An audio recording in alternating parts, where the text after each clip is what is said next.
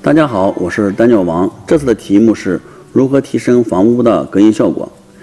在美国住久了的人，很多人就对美国的房屋有很多好的看法啊，认为美国的房屋呢是比较节能的，而且抗震效果也不错。但是呢，他们也会有一些负面看法，就认为好像美国的房屋是不怎么隔音的啊，就是你的小孩在楼上跑来跑去，他的那个脚步声噔噔噔噔噔噔，你在下面可以听得清清楚楚，都可以知道他是跑到哪个屋子里去了啊。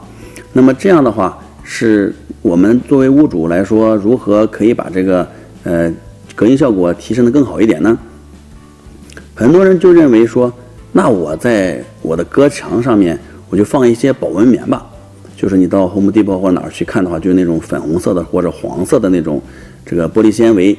把它放在里面，是不是会起到一个比较好的这个明显的这个隔音效果呢？那答案恰恰是出乎大家的想象的哈，因为这样的这种玻璃丝状的保温棉呢，在隔音效果上产生的效果是微乎其微的。为什么呢？因为我们要先看一看，你既然想要做隔音，你就要知道这个隔音是这个声音是怎么传播的。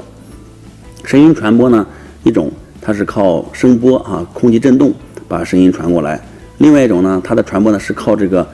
就是有形的物体的振动来传过来。比方说，如果你在那个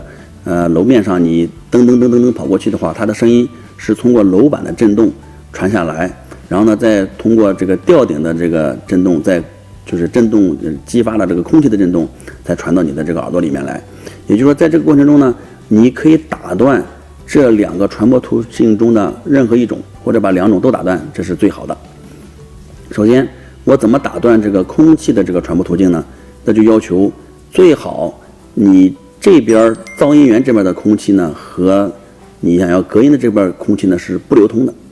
那么这样看来的话，如果你用隔音棉，就是保温棉、保温丝棉那种方式来做隔音材料，是一点效果也没有，因为它们就是一些针状的材料，你的这些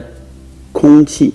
是可以无缝隙的从这个针状材料的左侧传到右侧的，所以说它是没有什么效果的哈。那么如果你是用发泡材料，聚烟纸发泡材料来做的话，效果就会比较明显。为什么呢？因为发泡材料呢，它填充了整个墙体的空腔，填满，而且所有的这些泡呢都是闭泡的，也就是说，我这个泡里的空气是封闭在里面的，它不动。那么你左侧的空气想要传到右侧是传不到的，所以这种情况下是可以降低这个传播的这个噪音强度的。那么除此之外，我们如何在物质传播方面，就是固体传播方面给它做一些这个减弱或者障碍呢？也可以。在物质固体传播途径的这个降低效果上来看，越重的材料隔音效果越好。也就是说，你们家小孩在上面噔噔噔噔噔跑过去，是因为你的那个楼板太轻了。如果我在楼板上我倒一层3到4寸厚的水泥，那么这个小孩再跑过去的这个声音呢，就大大的减弱，你就听不到了。那么如果说我要是在这个我的这个墙上，我设一层钢板，那么这层钢板是非常的重啊，也就是说你在这样的话，你的这个噪音呢也不容易传过去。所以呢，要看你要把这个噪音的降低设防到什么程度。理论上来说，技术问题都是很好解决的哈。比方说这个播音室啊、录音棚，他们真的是可以做到非常非常的密封，非常非常的这个隔音，一根针掉到地上都可以听得清清楚楚。但是在一般的家庭里面，我们没有必要做得这么强，所以大家就是适可而止。那么要想隔音的话，有人就是我们也遇到这种工程实践哈，说我的这个隔墙上也放了比较重的水泥板啊什么的，我也放了，我的这个发泡材料呢也做了，为什么还是隔音效果不好呢？这个你要辩证的看。比方说，你虽然把墙处理了，可是你的吊顶呢？你的吊顶还是那种扣板吊顶，而且吊顶上方呢是那种针状的保温棉做保温。然后呢，我这个吊顶竟然和隔壁的房间是连通的，也就是说我的隔墙并没有一直顶到你的这个房顶上方，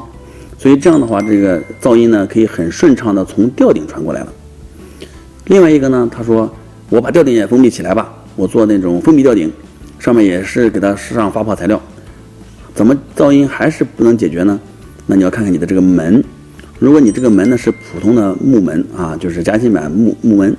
这个呢噪音效果也很差。为什么呢？因为你这个木门很轻。那我说我把这个木门也给它包上铁皮啊，就是弄得很厚重，实心的木门包铁皮，这样的话这个噪音为什么还不行呢？你还要再看你的那个锁眼儿，你的那个锁孔，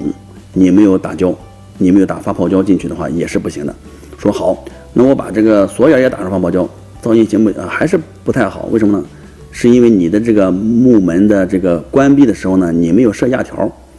你的这个木门如果在四边门框处都设上压条的话，你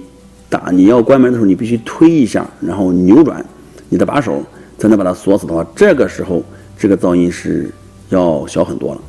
除了这个之外，说我做了这么好的这个效果，这个噪音还是不行，那你要再看你的吊顶上的那个筒灯，你的插座啊，你的那个插座包括你的开关线盒，你是不是也打了那个发泡胶呢？如果你把这些东西做好了的话，你的隔音效果就是好很多了。除此之外，说如果我是在2楼上，我的1楼呢是木地板的，我可以铺一层地毯，那么这样的话它可以把这个下面的，不是上面的它是把下面的这个声音呢也会阻碍一部分，它就上不来。综合这些技术措施，我们可以发现在这个美国这儿木结构房屋的这个隔音呢并不是不可以解决的。那么问题就来了，那么既然这个东西不难解决，而且从总的上面来看好像这个成本也不高，花费也不大，为什么美国就这边的好多木结构房屋呢隔音效果都不怎么好呢？这个要划分两头说。你去住这个酒店或者住那种联排的公寓，你会发现你基本上也听不到隔壁在说什么，这是因为法律规定你这个护间墙呢必须要做隔音那么在隔音的过程中呢，它可以做双导墙，也可以做那种交叉墙骨柱的那种墙，所以呢这个护间肯定是隔音没有问题的可以做得很好。但是呢户内就不一样了，如果你把所有的房间的隔音都做得特别好比方说我在厨房里面炒菜，我不知道我的小孩在干嘛，其实作为这个家长呢也是心里有点不太安的。那么如果说我听着小孩的那个就是打闹他们的声音一会儿从这个屋子里跑到那个屋子里，一会儿呢又跑下来了，我一边在那炒菜或者一边在那做一些这个针线活，我知道我的孩子是安全的，他的这些那个动作呢我都是可以感知的，这个呢他会让我感到心里比较舒服。所以在这点上呢也要充分理解美国这边的这个生活习惯他们是既喜欢有一定的私密性，又喜欢有一定的这个信息的这个连通，使得我在家里的时候呢互相之间都有一定的这个照应，这是这样的情况那么对于美国这边来说呢，还有一个原因就是因为他们的家庭结构相对来说比较简单，住在一起的人呢要么是夫妻2个人带孩子，稍微大一点的孩子呢都已经离开家庭自立门户去了所以他在家里的这个家庭成员的这个结构比较简单。如果说是像华人这样就是说7大姑8大姨，有时候就4世同堂住在一起，